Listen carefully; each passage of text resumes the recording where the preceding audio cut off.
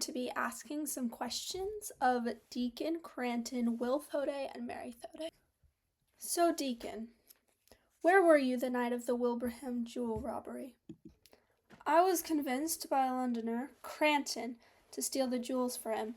So I went into the bedroom, I got them, and I threw them out the window. And where have you been since your hearing and trial? Well, since my hearing and trial, I found a man in the woods who was drunk. I killed him, dressed in his clothes, and went off to be a soldier in France. That's where I married Suzanne Legros. How did you convince Cranton to help you? How did he not suspect that you'd double-cross him again? Cranton was in financial trouble, so I was able to convince him. I also sent him a cryptogram with some clues. Now, Cranton, where were you the night of the Wilbraham jewel robbery? I asked for Deacon's help to steal the jewels. I stood outside of the window and he threw them to me. Why were you in Fenchurch, St. Paul, late December? And why did you leave so suddenly?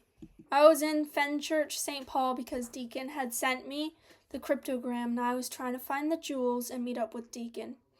I discovered Deacon's body in the belfry and left town immediately because people would automatically assume that I was the one who did it. How did Deacon die? Who killed him, if you didn't? I found Deacon basically hung in the belfry. It looked like he had struggled against the ropes. I don't know quite what happened. Will, who did you first suspect the dead man to be? I knew the dead man was Deacon. I just didn't know how he had come to be killed. When did you conclude that the corpse must be Deacon? What were all your dealings with Deacon? Well, I confess that I knew that he had come back and that I did tie him up in the belfry. I, however, did not kill him. I was planning to release him. Now, finally, Mary. Do you suspect that the mysterious man found in Lady Thorpe's grave was Deacon? No, I really had no idea that the dead man was Deacon. When did you realize that it was? I couldn't identify him because his hands and face had been flogged. When I saw the cryptogram in his handwriting, that's when I realized that he had been in town recently and was probably the man who had been killed.